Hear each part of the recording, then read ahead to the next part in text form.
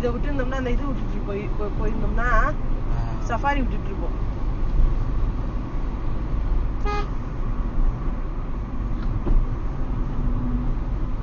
Boat house மேல, boat ஹவுஸ்க்கு முன்னாடி, டேமுக்கும் boat ஹவுஸ்க்கும் நடுவில் இருக்கு.